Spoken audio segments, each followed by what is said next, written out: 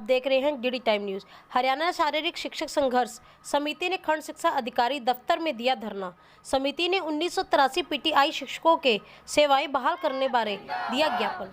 समिति सदस्यों ने लगाए सरकार विरोधी नारे। आज हरियाणा शारीरिक शिक्षा संघर्ष समिति ने 1983 पीटीआई अध्यापकों की सेवाएं बहाल करने के लिए बीओ कार्यालय पर दिया धरना। धरने पर बैठे शिक्षकों ने हाथों में बैनर लेकर सरकार द्वारा विरोधी नारे भी लगाए। मुख्यमंत्री के नाम लिखे ज्ञापन में कहा गया है कि सरकार इन पीटीआई शिक्षकों को बहाल करने बारे सोचे। अंबाला से मंजीत मल्होत्रा की रिपोर्ट। साथ इकट्ठे हुए हैं, इनकी पीड़ा में इनका साथ, इनको सहानुभूति देने के लिए आए हैं। 8 जून को इनका डिसीजन आया, 8 अप्रैल को इनका डिसीजन आया सुप्रीम कोर्ट से।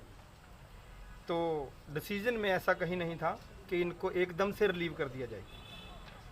तो सरकार ने, जैसे कि सरकार ने इनको बार बार जब सरकार से हमारी मुलाकात होती रही तो सरकार इनको मीठी गोली देती रही।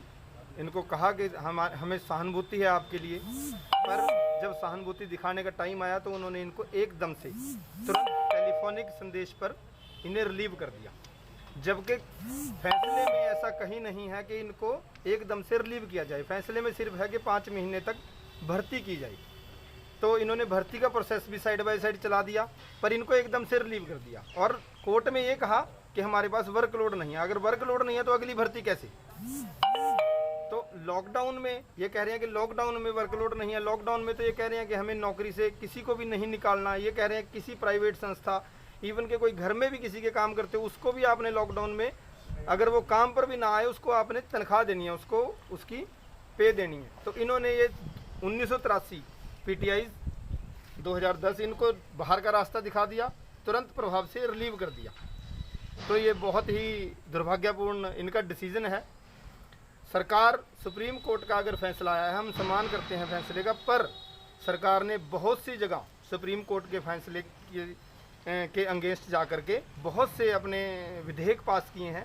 बहुत से एग्जाम्पल हैं। तो इनके लिए भी सरकार को कुछ ना कुछ ऐसा बीच का रास्ता एक निकालना चाहिए कि इनका रोजगार बच सके, इनके बच्चों का पालन पोषण अच्छी तरह हो सके और इनका आजीविका का साधन बना रहे। ऐसा है जी, आज हमारी संघर्ष समिति ने कहा है कि आज ब्लॉक लेवल पर सांकेतिक धरना, और इसके बाद यह धरना, अभी तो ये धरना प्रदर्शन है, धीरे धीरे आंदोलन का रूप लेगा। तो उसके बाद तो परिस्थितियां बताएंगी कि क्या होगा। पर हमारे साथी और हम इतने जोश में हैं, हमें पता है कि हमारा कसूर कहीं नहीं है। प्रक्रिया में जिसका कसूर है आप उन्हें सजा दें। हमने अपने कोर्स अच्छे कॉलेजों से पढ़े हैं, अच्छी जगह से कोर्स कर रखे हैं, और कहीं भी कहीं किसी डिग्री में अगर किसी कैंडिडेट पे इनको कहीं ना कहीं कोई फॉल्ट मिलता है तो उस पर कार्रवाई करें। पर ऐसा कोई भी कैंडिडेट नहीं पाया गया। सिर्फ भर्ती प्रोसेस में गलती पाई गई है। तो गलती जिन्होंने की है उनको सजा मिलनी चाहिए, ना कि 1983 परिवारों को। सरकार ने मानदंड बनाए गए थे, वही कोर्स किए। उन कोर्सों के बावजूद इन्होंने इंटरव्यू फेस करके ये नौकरी में आए हैं। तो मतलब हमें नहीं लगता कि हम कहीं कसूरवार हैं चाहिए, और हम उनके दिमाग में डालने के लिए आज से ये सांकेतिक धरना ब्लॉक लेवल पर शुरू हुआ है। ये आगे से इसकी दर बदर इसकी स्पीड बढ़ती जाएगी और सरकार को हमारे आगे झुकना ही होगा।